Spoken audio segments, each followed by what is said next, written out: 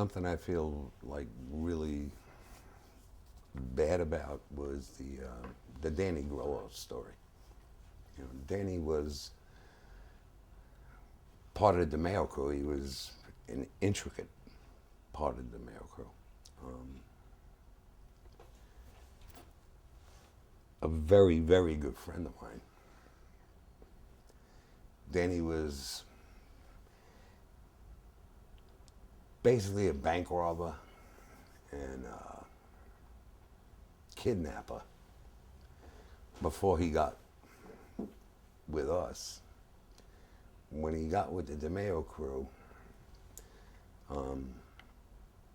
when I met Danny, he had just gotten out on a bank. He got out of Attica after he did 14 years. And we met, and I knew Henry, and you know, I mean, I knew the whole crew. And all of a sudden, Danny was like the new guy on the block, and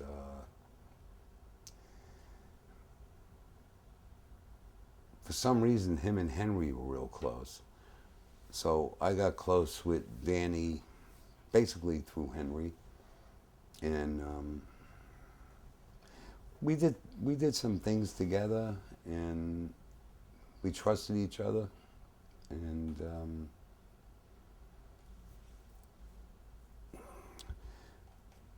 we moved a lot of cocaine in New York City together, me and Danny. And there came a time, Danny had a really serious gambling problem. And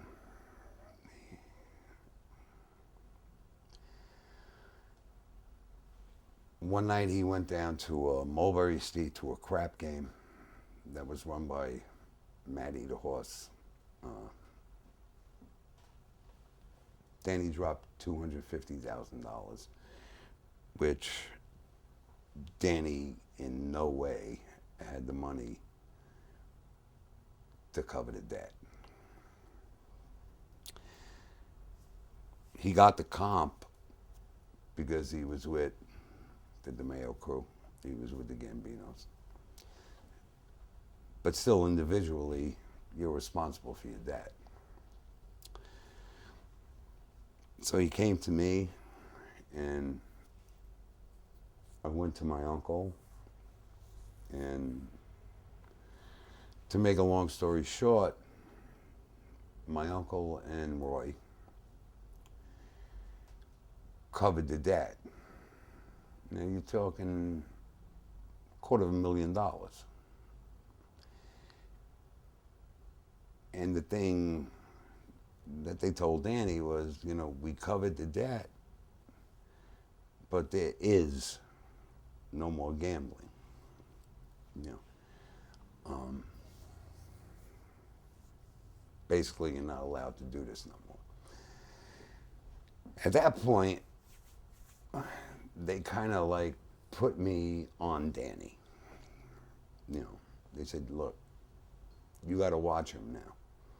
Make sure he doesn't fuck up no more and, you know, do any of this, you know, gambling shit no more. He's done with gambling. All right.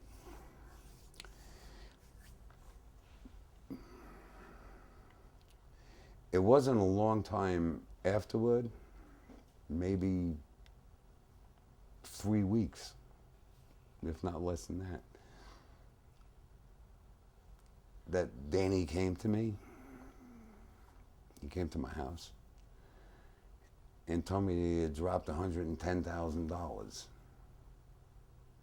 in the same game, in Matty's game. You know, and I said, Danny,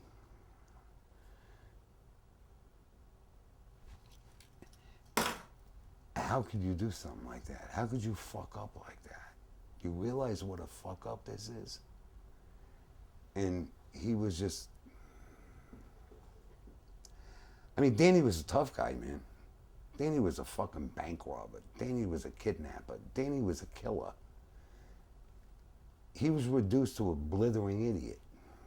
I mean, he was at my house crying. you know. And I said, look, man, well, you know, I don't know what they're going to do, but I don't know how we're going to straighten this out. And I said, look, all you can do right now is go home, all right?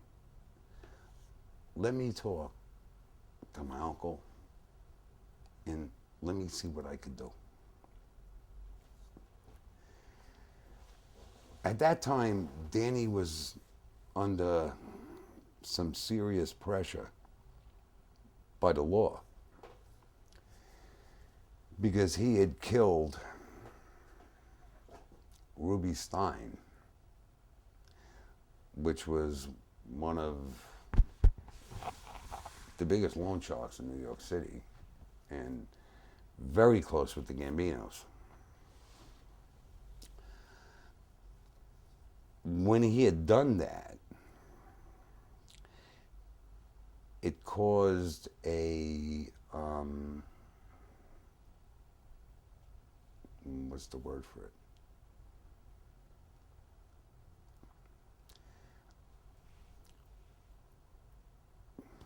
It caused the Gambinos and the Westies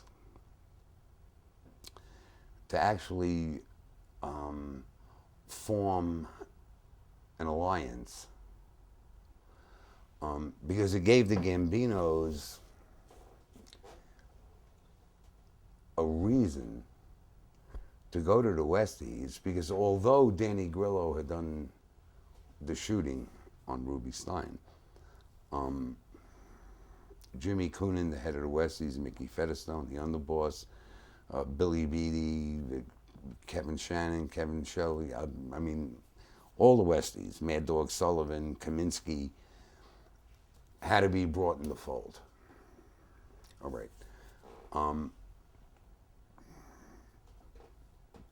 for a second. Stop for a second.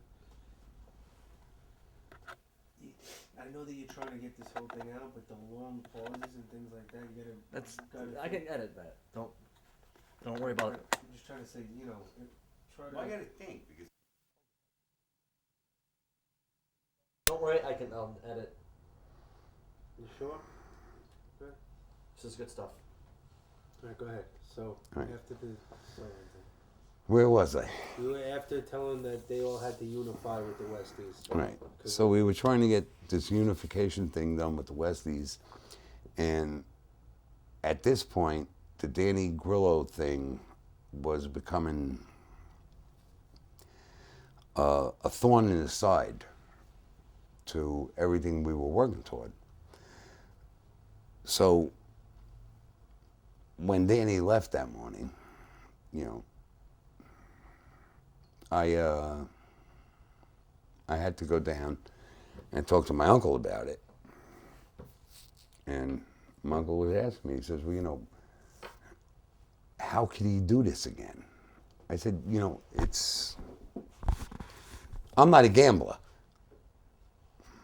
but I was a drug addict. And everything I ever heard was the gambling bug is as bad as a drug bug. So I can understand it on that level. But I still couldn't really, you know, grasp it as far as how could he do this? You know, I mean, he just lost $250,000. They paid his debt. Now he's going to lose another $110,000, knowing that he could die over it. And he's asking me to save him. And at that point, there was maybe something I could do.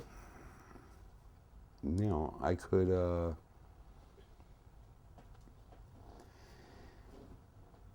maybe have like tried to, I don't know. I really don't know. But anyway, I had to tell my uncle, look, I'm washing my hands of it. You know, I mean, Danny's fucked up, and this is going to go on. And because of the heat that was coming on him from the feds and NYPD, organized crime, about the Ruby Stein hit, I said, if they grab Danny right now, he's gonna rat. That's all I had to say. By the next morning, I was getting phone calls from his wife. Danny didn't come home last night, and you know, I just knew Danny was gone at that point. You know, and then I found out that they had parked his car on the Brooklyn Bridge and left the passenger side open, so like to make it look like he slid across the seat and just jumped off the bridge. But in reality, I walked up to the Gemini the next day, that next afternoon, and Chris was walking out of the Gemini. And I hadn't known at that point about the car on the bridge and stuff like that. And I walked by Chris because I had already, that morning, Angie was calling me. So I went there to find something out. And when I walked by Chris, I said, "You seen Danny?" He said, "No, do you see him no more?" And he just kept on walking. So that's when I knew, you know, Danny got whacked. Wasn't there something about like he's in the garbage or something like that? Mm-mm. No? Mm. But they chopped him up in the Gemini? Yeah. Mm. How'd you feel when that happened? I felt bad. I felt really bad, but you know what? It was, I mean, it's something I still feel miserable about today.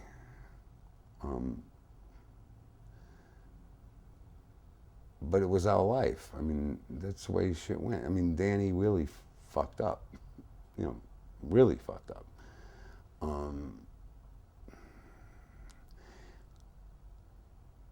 I think the thing that bothers me more than anything is Chris saying that to me.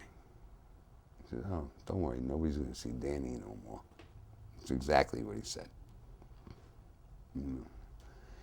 Because he really didn't like Danny, just like he didn't like Henry, because Henry and Danny were close to me.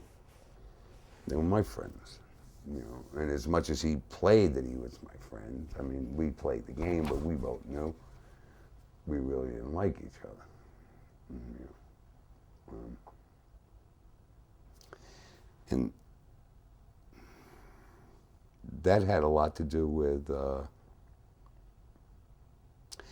me getting Chris's ass killed, which I did. Down the road, it took a year, but he screwed up, you know, and that I have no regrets about.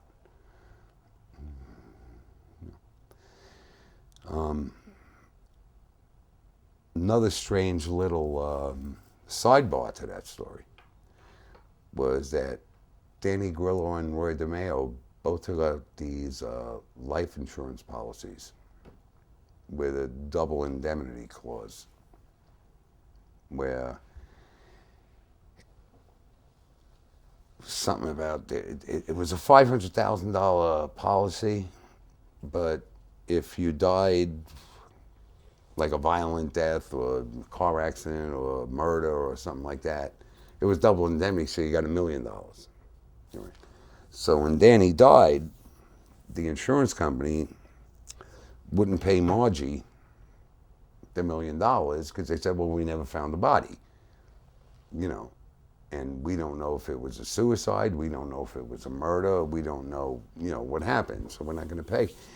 And who jumped in on that was Frank Pergola. And in a strange, you know, tweak of fate, Frank actually, you know, and I don't know the details of this, convinced the insurance company or set proof forth to the insurance company where Danny Grillo was a homicide.